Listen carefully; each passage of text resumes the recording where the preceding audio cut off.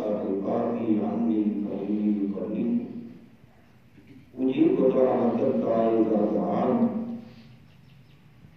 وقال الله تبارك وتعالى في الكلام المجيد في شأن حبيبه مخبرا وآمرا إن الله وملائكته يصلون على النبي يا أيها الذين آمنوا صلوا عليه وسلموا تسليما. الصلاة والسلام عليك يا رسول الله وعلى آلك وصحبك يا حبيب الله. الصلاة والسلام عليك يا رحمة للعالمين وسلم عليك يا سيد المرسلين.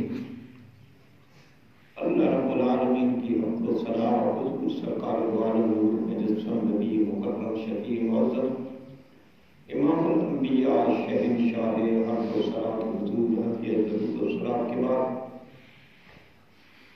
ہم سب آج اس قدیمی مرکز اہل سنت مسجد میں حاضر ہیں. میرے عزیز حضرت مولانا محمد نعیم الدین مدنی صاحب کو اللہ رب العالمین نے بچی عطا فرمائی تھی. عام ہمارے معاشرے میں تو جب بچی پیدا ہوتی ہے تو اکثر جہالت کی وجہ سے گھروں میں شوق پڑ جاتا ہے.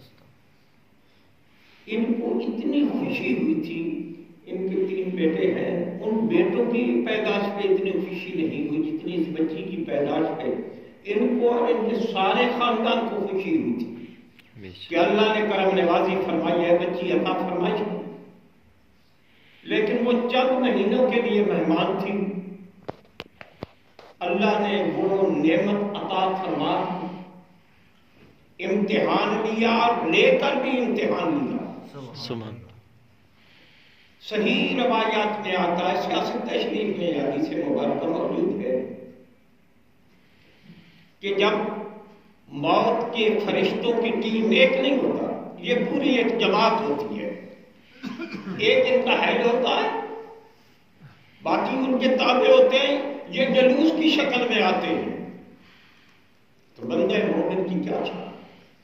اب ادھر نہیں جانا، میں نے بیان کچھ اور کرنا ہے. یہ تبعیداً پنجابی ارشاد فرماؤ. پنجابی اردو جان دیں گے، جان دیں. فرشتے کی ایک جماعت پوری روح قبض کرنے واسطے آن گے. روح قبض کر کے جس وقت اللہ کی بارگاہ میں پیش ہوندے رب العالمین ان سے کیفیت معلوم کرتے ہیں کہ جب تم اس گھر میں گئے تھے ان کے باغ میں سے پھول توڑا، ان کے بچے یہ بچی کی روح قبض کی، تو اس وقت ان گھر والوں کی کیفیت کیا تھی؟ تو عرض کرتے ہیں یا اللہ یہ بندہ مومن کی شان ہے. اذا اصابتہم مصیبت قالوا انا للہ و انا الیہ راجعون. سبحان اللہ. انہوں نے الحمد پڑھی اور کہا ہم بھی اس کے ہیں، یہ بھی اس کا تھا، اسی نے دیا ہے، اسی نے لیا ہے، ہم نے بھی ادھر جانا ہے.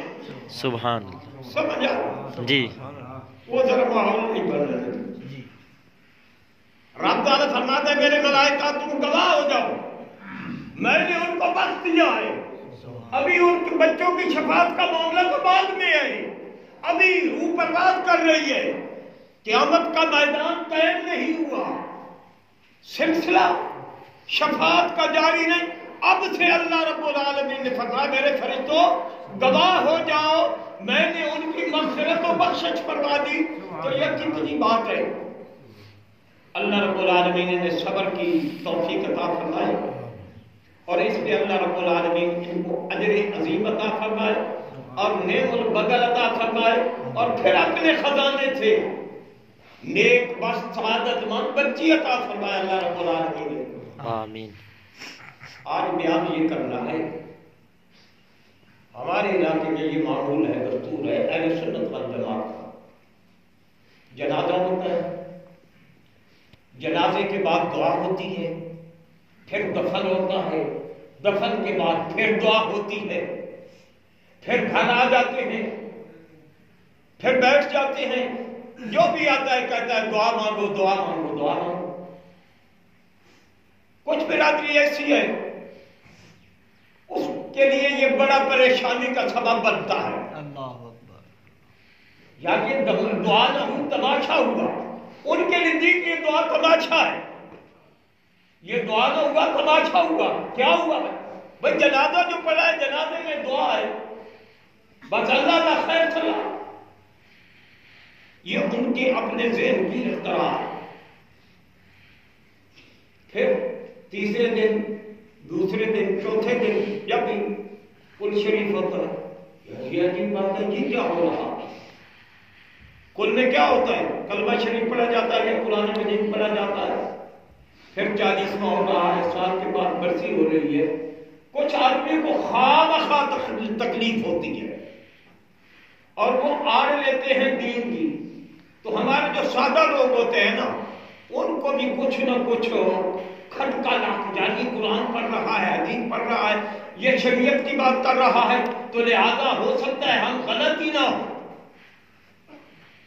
اب قرآن حدیث کی روشنی میں یہ ہمارا جو معمولات ہے اس کا ذکر کرنا ہے، آیا ہم یہ جائز کرتے ہیں یا ناجائز کرتے ہیں اختصار کے ساتھ۔ پھر اس میں ایک مسئلہ یہ کہ بتانا ہے، کچھ لوگ جب یہ تقریب ہوتی ہے نا تو کسی اللہ کے برگزیدہ بندے کے لیے ہوتی ہے کہ یار وہ تو بخشایا ہے، تم اس کو ایصال ثواب کس لیے کر رہے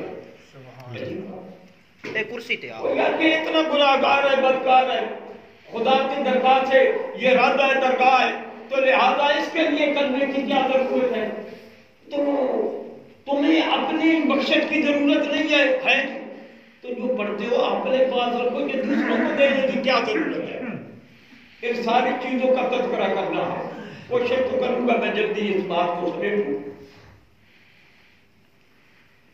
یہ بھی بتانا ہے کہ جب ہم کلام پڑھتے، کچھ لوگوں کا ذہن ہے یہ سرے سے جاتی ہی نہیں، اس کا ثواب بھی جاتا ہے، جس کو آپ بھیجیں، ایک کو بھیجیں، 100 کو بھیجیں، 1000 کو بھیجیں، 1,00,000 کو بھیجیں، کروڑ کو بھیجیں، ساری کائنات کو بھیجیں، اس میں کمی نہیں ہوتی جو ثواب آپ نے پڑھا ہے، اس ثواب سب کو برابر پہنچ جاتا ہے۔ یہ بھی عرض کرنا ہے۔ اچھا یہ بھی بتانا ہے کہ جو پڑھتا ہے آگے وہ ایصال ثواب کر دیتا ہے، اس کے پاس بھی کچھ رہتا ہے یا نہیں رہتا، یہ آخر میں انشاءاللہ اس کا تذکرہ ہوگا۔ قرآن مجید فرقان حمید میں اللہ تعالیٰ فرماتے ہیں وَإِذَا سَأَلَكَ عِبَادِي عَنِّي فَإِنِّي قَرِيبٌ أُجِيبُ دَعْوَةَ الدَّاعِ إِذَا دَعَانِ۔ وَإِذَا سَأَلَكَ،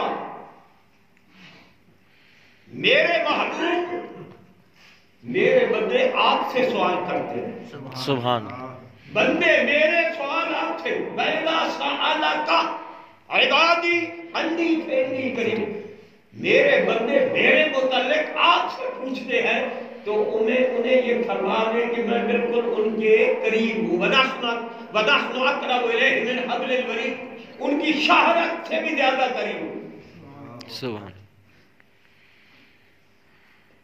جب وہ مجھے پکارتے ہیں میں ان کی پکار کو سنتا بھی ہوں، اجیب دعوت الداعِ اذا دعان،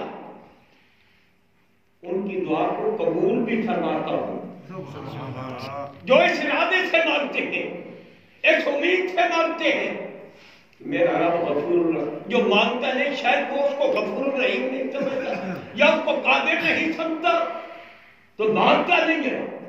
دنیا والوں سے مانگو، وہ کہا جاتے ہیں بار بار بیٹا باپ سے مانگو، یار ہر میرے تیرا یہ کم میں منگل نہ رہے، کل جتنے دیتے پرسوں جو دیتے وہ حالت تیرے کو مک گیا۔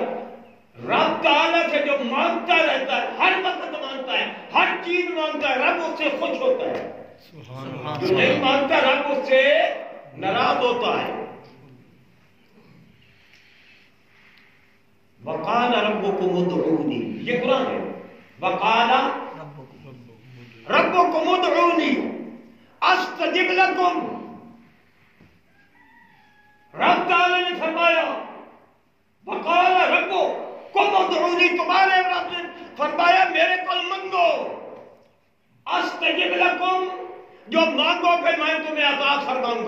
सुभान अल्लाह। ये है मांगने का फायदा।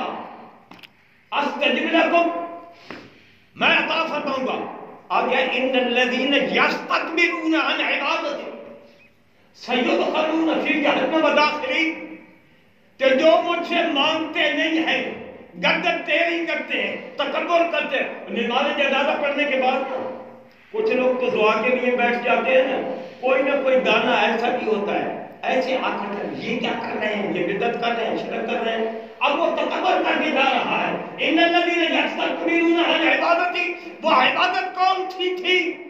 वो नमाज की न थी, वो दुआ की इबादत थी, जिसका अल्लाह ने पहले जिक्र किया है। वक़ाल रब्बुकुम उदऊनी अस्तजिब लकुम, मेरे बंदों मुझसे मांगो, मैं तुम्हें अता करूंगा।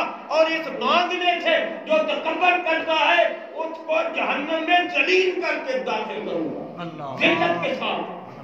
अब आप सोच ले, मांगने का फायदा क्या है, ना मांगने का बवाल क्या है। वो नहीं, जनाजे के बाद नहीं मांगनी चाहिए। यहाँ कुरान मजीद की जो आयत मुकद्दसा है उसने कोई कैद नहीं लगाई।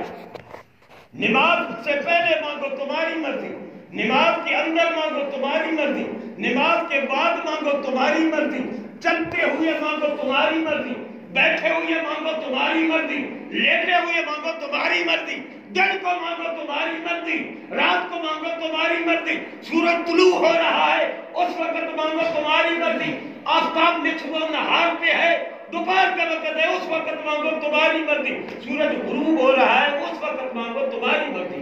जब मांगो, जब चाहो मांगो, वो अता के लिए तैयार है। इबादत मुख्तसरन अर्ज करें, ये लंबा मजमून है, इसके लिए तो घंटे दरकार है। एक है नमाज, रोजा, हज, ज़कात, इनके लिए वक्त मुकर्रर है। ये इबादत है, यकीनन इबादत है, हम में फर्क है। क्यों ख्याल है तुसी आप हाल करना, हाल हो वैसी नहीं, हज है, इबादत है। आज हज नहीं होगा, अल हज अशहुरुम मालूमात, फमन फरद फीहिन्नल हज फला रफथ वला फुसूक वला जिदाल फिल हज। हज के लिए शरत है, हज के लिए महीना मुकर्रर है, फिर उसमें अय्याम मुकर्रर है। चलो वही महीना आ जाए, वहां बचरा चले जाए, हज हो जाएगा। अजमेर शरीफ, दातागंज, बख्श अली हजवेरी के दरबार चले जाए, हज यहां नहीं होगा। तो अरे तो कोई हाजी है, देख बैठे। अगली गल, आप मक्का पहुंच गए, बैतुल्लाह की एक इबादत 1 लाख का दर्जा रखती है। ये बताओ हाजियों, अगर तुम काबतुल्लाह में बैठे रहो तुम्हारा हज हो जाएगा? कतई नहीं होगा। 8वीं तारीख को तुमको काबा भी छोड़ना पड़ेगा, उजाड़ जगह पे जाना पड़ेगा, जहां इब्राहीम अलैहिस्सलाम ने अपने बेटे इस्माईल अलैहिस्सलाम को लिटाया था, गर्दन में छुरी रखी थी, रखा था काबा नहीं, अब तुमको जाना पड़ेगा मिला में। मिला में बैठे रहोगे हज हो जाएगा? नहीं, फिर नामी को अरफात जाना पड़ेगा, अरफात ही बैठे रहो। नहीं, मगरिब की अजान हुई है, यहाँ ठहरना नहीं, नमाज भी नहीं पढ़नी। तो बाद इबादत है, उनके लिए वक्त भी मुकर्रर है, जगह भी मुकर्रर है। नमाज़ पढ़ने गाना हम पढ़ते हैं, अल्लाह ने हमारे ऊपर फर्ज किया है, और कुरान में अल्लाह का हुक्म है कि नमाज वक्त पर तुम्हारे ऊपर फर्ज की गई है। के ख्याल और बेशी दी नमाज पढ़ा तो हो वैसी ना, दीगर भी पढ़ छुड़ा को कुछ ऐसे नहीं है। अल्लाह ताला ये इबादत के लिए वक्त मुकर्रर है, जगह मुकर्रर है, टाइम मुकर्रर है। लेकिन दूसरी इबादत है जिसको कहते हैं तस्बीह, तहलील, तकबीर, इसके लिए न वक्त मुकर्रर है, न जगह मुकर्रर है, न दिन मुकर्रर है, न रात मुकर्रर है। 24 घंटे जब आपका जी चाहे करें। خیال ہے پر سویرے کی نماز پڑھ لواں جب سویرے نہیں تو اشراق کی پڑھ لواں نہ طلوع آفتاب کے وقت کوئی عبادت نہیں، عبادت سے مراد کوئی نماز نہیں، نہ نفل نہ فرض نہ ادا نہ قضا، ایسے ہی نصف نہار پہ دن ہے عین دوپہر کے وقت جس کو جٹ لوگ زوال کہتے ہیں، زوال کے وقت تو نماز جائز ہوتی ہے، زوال اس وقت نہیں ہوتا، زوال اس وقت ہوتا ہے جب سورج ڈھک جاتا ہے، عروج پہ پہنچا نصف نہار پہ، جب اس سے ڈھلا تو اب اس پہ زوال آ رہا ہے، جوانی اس کی ڈھل رہی ہے، جوانی کو پہنچا ہے تو اس وقت بھی نماز جائز نہیں، اور سورج غروب ہو رہا ہو تو اس وقت بھی نماز جائز نہیں، لیکن تسبیح و تحلیل کی تاکید ہے کہ جب سورج نکل رہا ہو کثرت کے ساتھ رب کو یاد کرو، جب دوپہر کا وقت ہو پھر بھی یاد کرو، جب غروب ہو رہا ہو پھر بھی یاد کرو۔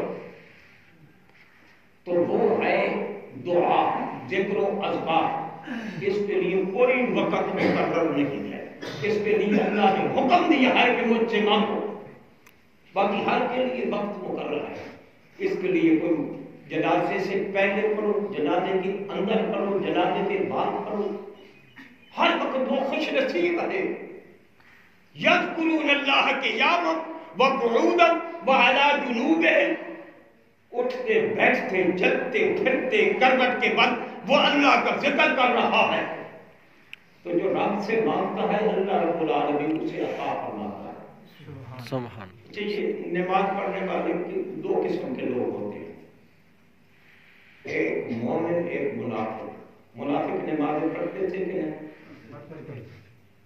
ان المنافقین یخادعون اللہ وهو خادعهم وإذا قاموا إلى الصلاة قاموا كسالى يراءون الناس ولا يذكرون الله إلا قليلا مذبذبين بين ذلك لا إله هؤلاء ولا إله هؤلاء۔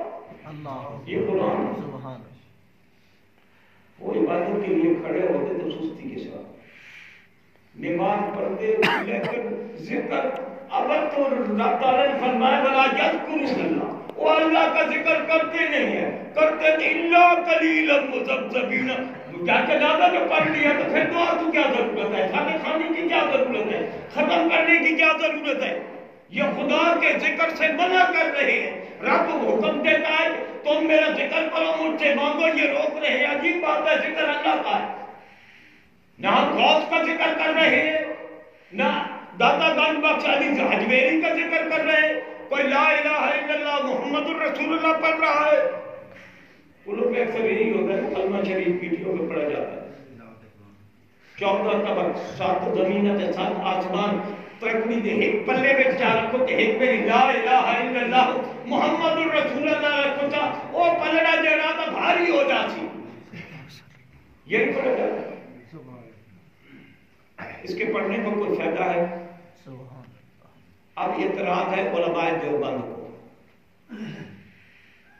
کتاب کا نام ارواح ثلاثہ، میں اب بالکل شارٹ کر رہا ہوں، چھلانگ لگا دیے گئے، کیا نام ہے؟ ارواح ثلاثہ۔ لکھی کس نے ہے؟ یہ تو وہاں بچرا لکھا دیوبندی مولوی نے لکھی، نہ ہرنولی تیرا نے انہوں نے لکھی ہے، نہ دیوبند والے نے۔ دیوبندیوں کا جو سردار تھا جس کو حکیم الامت مولانا اشرف علی صاحب تھانوی کہتے ہیں، یہ ان کی لکھی ہوئی ہے ارواح ثلاثہ۔ مولانا صاحب کا نام ہے جو بانی دیوبند ہیں محمد قاسم نانوتا ان کا شہر ہے، وہ وہاں چل کے مولانا رشید احمد گنگوہی ان کے پاس آتے ہیں، یہ ان کے لیے پیر کا درجہ رکھتے تھے۔ وہ پرانا زمانہ تھا، دوپہر کے وقت آئے، پیاس لگی ہوئی تھی، مسجد میں ایک کنواں تھا، اوپر لوٹا رکھا ہوا تھا، اس کے گلے میں رسی بندھی ہوئی تھی، پرانے زمانے میں ایسے پانی نکالتے تھے، اس کو کنویں میں لڑکایا، باہر نکالا، پانی پیا، منہ سے لگایا، کڑوا رکھ دیا، انتہائی کڑوا۔ نماز کے ٹائم حضرت صاحب آئے، باجماعت نماز ہوئی، نماز باجماعت کے بعد نانوتوی صاحب نے عرض کی حضور اس کھوئی کا پانی کب سے کڑوا ہو گیا ہے؟ صاحب نے کہا نہیں، اس کا پانی تو میٹھا ہے، کڑوا نہیں ہے۔ انہوں نے کہا میں نے تو تازہ لوٹا، نیا لوٹا لٹکایا، پانی نکالا، پیا تو کڑوا تھا۔ وہ حضرت صاحب نے کہا بھائی سب کلمہ شریف پڑھو، آگے بات کوئی نہیں کی، کلمہ شریف پڑھو۔ سب کلمہ پڑھنے لگا۔ یہ اربعہ ثلاثہ میرے پاس وہاں پڑھی ہے، ادھر بھی دیوبندیوں کے گھروں میں مل جائے گی۔ کلمہ شریف پڑھ کے دی، پھر انہوں نے جمع کر کے دعا مانگی، ایصال ثواب کی۔ ایصال ثواب کرنے کے بعد مولوی صاحب کو حکم دیا کہ اب جاؤ وہی لوٹا اٹھاؤ اور کنویں میں لٹکاؤ، نکال کر پانی پی کر پھر ہمیں بتاؤ۔ وہ گئے، لوٹا وہی، رسی وہی، کنواں وہی، پانی وہی، نکالا، نکال کر پیا تو انتہائی شیریں اور میٹھا تھا۔ ان کی حیرت کی انتہا نہ رہی۔ آپ کا بتا جی پانی تو میٹھا تھا، اس میں حکمت کیا؟ پہلے جب میں نے پیا کڑوا تھا۔ انہوں نے کہا میں بتاتا ہوں، قبر کے اندر میت دفن ہے۔ اب رشید احمد گنگوہی صاحب کو خدا جانے کس علم سے پتہ چل گیا۔ ویسے انبیاء کے متعلق تو اس جماعت کا عقیدہ ہے کہ ان کو دیوار کے پیچھے کا پتہ نہیں ہے، ان کی کتابوں میں لکھا ہوا ہے، یہ الزام والی بات نہیں ہے، یہ حقیقت والی بات ہے۔ کوئی بات جو اچھی ہو ان کی مان لیا کرو۔ اب وہ کہتے ہیں قبر کا نشان مٹ چکا تھا، نیچے قبر تھی، کمبھار کو مٹی کی ضرورت تھی، کمبھار نے مٹی اسی جگہ سے اٹھائی جس جگہ پہ قبر تھی، اس کی جس کو قبر میں عذاب ہو رہا ہے۔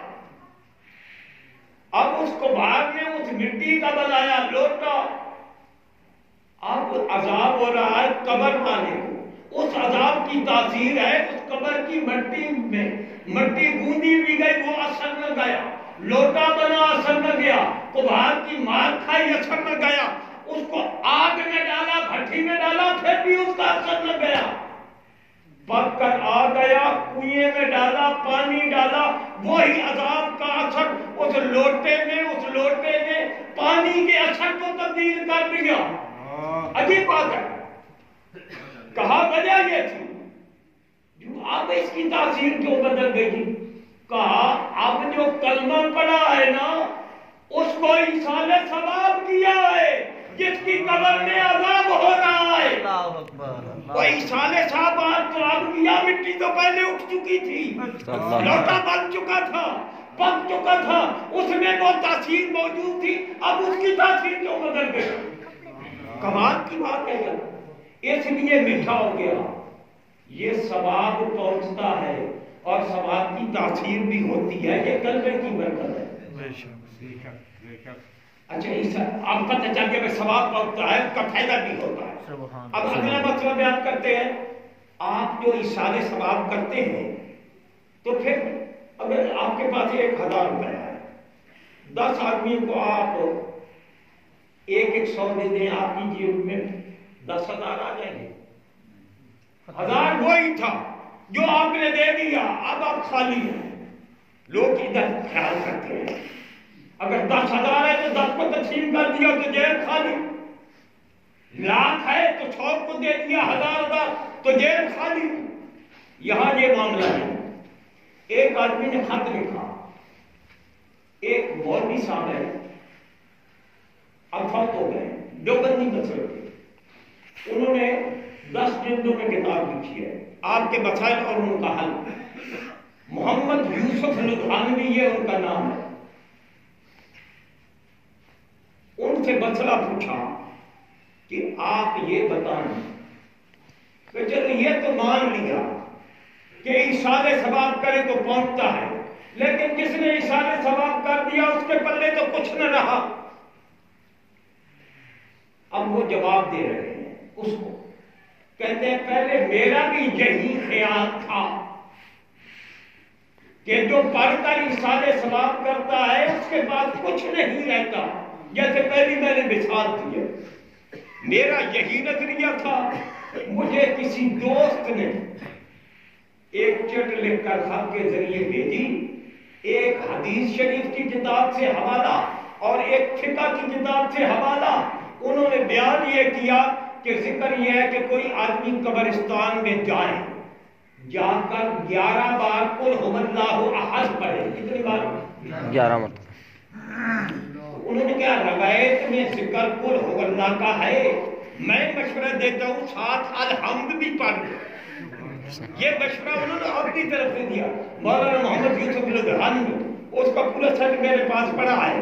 دیوبندی وقت اب وہ دار خانی سے پوچھ کر گئے، پہلے الحمد پڑھے، 11 مرتبہ قل شریف پڑھ کے قبرستان میں 100 آدمی ہے تو 100 کو ایصال ثواب کرے، 1000 ہے جتنی بھی ہے، جتنے اس قبرستان میں بدفن ہے ان سب کو ایصال ثواب کرے۔ ایصال ثواب کرنے کے بعد ہوگا کیا؟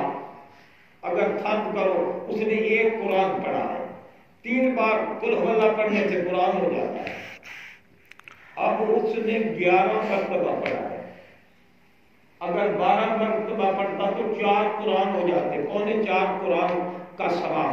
اب 1000 کو 4.25 کی ضرب دے دو تو یہ 4.25 لاکھ بن جائیں گے۔ اس کو ثواب 4.25 لاکھ کا مل رہا ہے، اس نے پڑھے ہیں 4.25 ٹوٹل، تو اللہ رب العالمین ان کو ضرب دے کر ان سب کو بھی اتنا ثواب پہنچاتا ہے، ان کے ثواب میں کمی نہیں آتی۔ اچھا یہاں ایک مثال ہوا آپ کے ذہن میں بیٹھ لے گا، بھائی اس نے کلام تو ایک پڑھی، وہ 1 لاکھ کو بخش رہا ہے یا 1 کروڑ کو بخش رہا ہے، تو وہ جو پڑھا ہے اس کو تو تقسیم ہونا چاہیے، وہ بھی تقسیم نہیں ہوتا۔ اب آج کل دور ہے ٹیپ موبائل کا ہے، چھوٹے چھوٹے بچے بھی چلا رہے، مجھے نہیں آتا چلانا، مجھے نہیں، ہمارے پوتے دوتے وہ بھی چلا رہے تھے، 3 سال کے، 2.5 سال کے وہ چلا رہے تھے۔ اچھا آپ نے ایک میسج لکھا، کیا لکھا؟ وہ آپ کے موبائل میں ہے، آپ 1000 آدمی کو بھیج دیں تو ہر ایک کے پاس وہی میسج پہنچ جائے گا،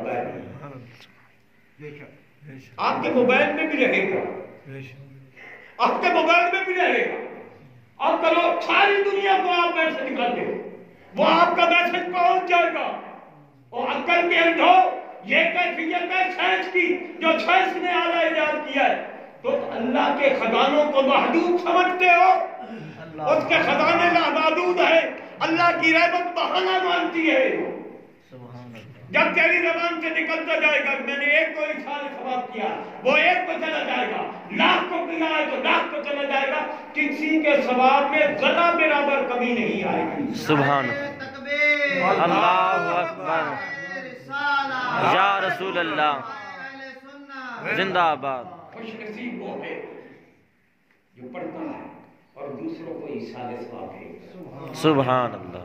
اچھا چلو یہ تو ٹھیک ہو گیا، کرنے کا ثواب پہنچتا ہے، ٹھیک ہے، قرآن کا ثواب پہنچتا ہے۔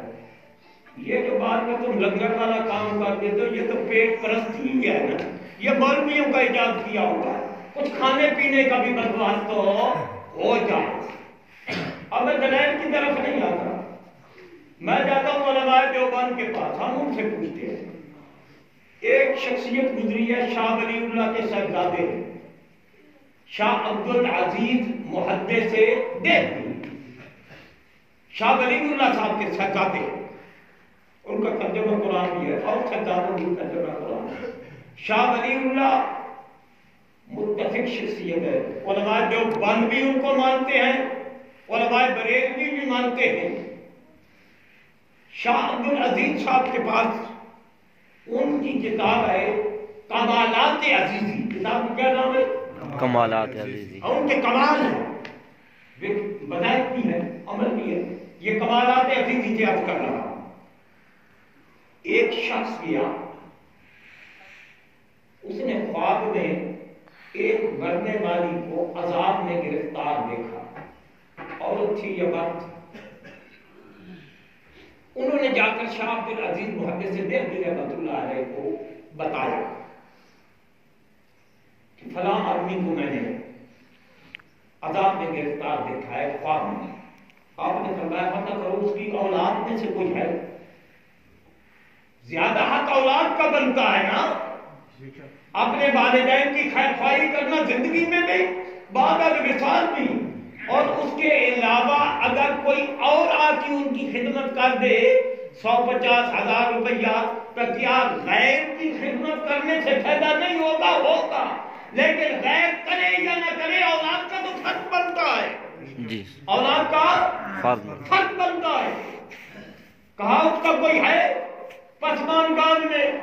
پتہ کیا جی ایک بیٹی ہے، نمازی ہے، تہجد گزار ہے، وہ جی کنجری ہے پرلے درجے کی، تو پھر ملے گی کہاں؟ کنجروں میں، کنجریوں کا کام کنجروں کے پاس ہوتا ہے، اور کنجر کنجریاں ہی لاتے ہیں، یہودی یہودنے لاتے ہیں، مسلمان الخبیثات للخبیثین والخبیثون للخبیثات والطیبون للطیبات، پاکوں کے لیے پاک، پلیتوں کے لیے پلیت۔ یہ تو اس کا بٹارا ہے۔ کہا اس کو جا کر بتاؤ کچھ اللہ کے راستے میں صدقہ کرے تاکہ اس کی ماں کو فائدہ پہنچے۔ وہ تلاش کرنے لگ گیا، پتہ چلا وہ پکنک منانے دریا پہ گئے ہوئے ہیں اپنے دوستوں کے ساتھ۔ جب وہ دریا کے کنارے پہ پہنچا تو وہ سب مرد اور وہ عورت غسل کر رہے تھے دریا میں، گرمیوں کا دن تھا۔ اس نے آواز لگائی فلاں کی بیٹی، اس نے کہا ہاں، کہا اللہ کے لیے کوئی صدقہ کر تاکہ تیری ماں باپ کو اس کا ثواب پہنچے اور ان کے عذاب میں تخفیف ہو۔ وہیں جو کھڑی تھی نا، پانی کا ایک کلو اللہ پانی دی بھر کے تے انج کر کے اس بگائی، اس نے کہا جا میں اللہ دے راہ پہ دیتا۔ وہ پانی دریا سے باہر آ کر پڑا اور یہ واپس آ گیا پیغام دے کر۔ رات کو جس نے خواب دیکھی نا تو وہ جنت میں ٹہل رہا تھا، وہ جنت میں ٹہل رہا تھا۔ اس نے خطر نہیں پڑھایا، روٹی نہیں دی، لگی ہوئی سی یاشی میں ہے اور وہیں سے چلو پانی کا پھینکا ہے، یہ کمالات عزیزی میں ہے۔ جنت میں ٹہل رہی، وہ حیران ہو گیا۔ وہ شاہ عبد العزیز رحمت اللہ تعالیٰ علیہ کی بارگاہ میں حاضر ہوا اور حاضر ہو کر اس نے عرض کی، بس اسی بات کو ختم کر کے میں ختم کرتا ہوں، میں نے تو گھڑی کو دیکھا نہیں ہے، یہ تو 15 منٹ آ کے نکلتے ہیں، اگر یہ سلسلہ جاری رہا آپ گھڑی نہ دیکھتے تو ہو سکتا ہے زور کی نماز کا ٹائم یہی ہو جائے۔ فرمایا حضور بات یہ ہے، اس کو کچھ بھی نہیں کہا، وہ تو گناہ کا کام کر رہی تھی، وہیں سے ایک چلو پانی کا پھینکا اس نے، رات میں نے دیکھا اس کا باپ تو بخشا گیا، ماں تو اس کی بخشی ہے، یہ سبب کیا ہے؟ فرمایا دریا کے کنارے ایک کیڑا مکوڑا حشرات الارض میں سے وہ مر رہا تھا، پانی آ رہا تھا پانی پینے کے لیے، آخری اس کے ساتھ تھے، اب وہ سطح سمندر یا دریا پہ پہنچے تھے پہلے مر جاتا، اس نے جو چلو پھینکا وہ اس کے اوپر گیا، اس کو تراوت آئی، اس کو زندگی مل گئی، اللہ کو یہ عمل اس کو پسند آ گیا، اس کے ماں باپ کو بخش دیا۔ سبحان اللہ، اس کا فائدہ ہوتا ہے، کیا بات فائدہ ہوتا ہے۔ سبحان اللہ۔ میرے رسول کا فرمان ہے اپنے آپ کو جہنم کی آگ سے بچاؤ، یہ سیاست شریف میں روایت ہے، اگرچہ ایک چھوارا ہی کیوں نہ ہو، وہ چھوارا اللہ کے راستے میں دینا ہے، کیوں کہاں دینا ہے؟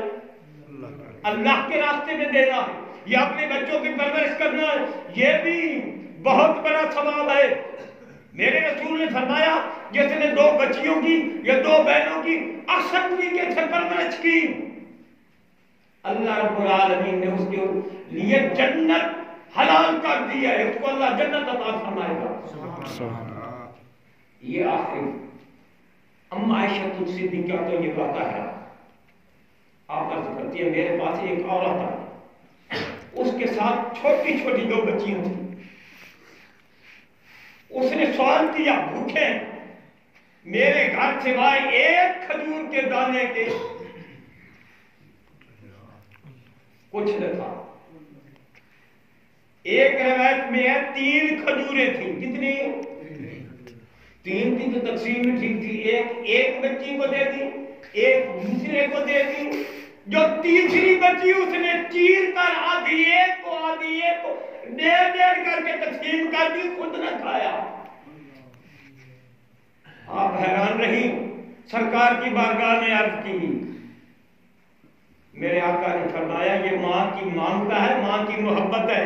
یہ ماں باپ بوڑھے ہو جاتے ہیں, تم جوان ہو جاتے ہو, تم کو ماں باپ کا پیار بھول جاتا ہے, انداز پرورش بھول جاتا ہے کہ انہوں نے کیسے پالا. ماں بھی بھوکی ہے کئی دنوں سے, تیسرا دانہ خود کھا لیتی, خود نہیں کھایا, وہ بھی چیر کر آدھا اس کو دیا آدھا اس کو, ان کو ڈیڑھ مل گیا, ماں بیٹھے ہی گئی. حضور نے فرمایا عائشہ تم نے دیکھا اس ماں کے دل میں اپنی بچیوں کی کیا کتنی محبت ہے. اللہ رب العالمین کو اس سے کئی درجہ زیادہ اپنے بندوں سے محبت ہے. سبحان اللہ. ماں کان اللہ لیعذبہم. قرآن مجید میں اللہ رب العالمین فرماتے ہیں اللہ تمہیں عذاب دے کر کیا کرے گا. تم منافقوں والی عادتیں چھوڑ دو, توبہ کرو, میرے دروازے پہ آ جاؤ, میں تمہیں مال سما دوں گا. عذاب تو تمہارے کرتوتوں کی وجہ سے آ رہا ہے. تو اللہ رب العالمین ہمیں عبادت اور ریاضت کی توفیق عطا فرمائے. آمین. وہ خوش نصیب ہیں جن کے ماں باپ ہوئے ہیں اور ان کی خدمت کر رہے ہیں. وہ خوش نصیب ہیں جو اپنے بچوں کی پرورش کر رہے ہیں, پال رہے ہیں. اللہ رب العالمین ہمیں بچے دیے ہیں تو ان کی احسن طریقے سے پرورش کرے اور بچیوں کو وبال نہ سمجھے. یہ تو اللہ کی طرف سے بہت بڑی نعمت ہے جس کو واللہ یؤتی من یشاء, یہ جس کو چاہتا ہے اللہ تعالیٰ فرماتا ہے.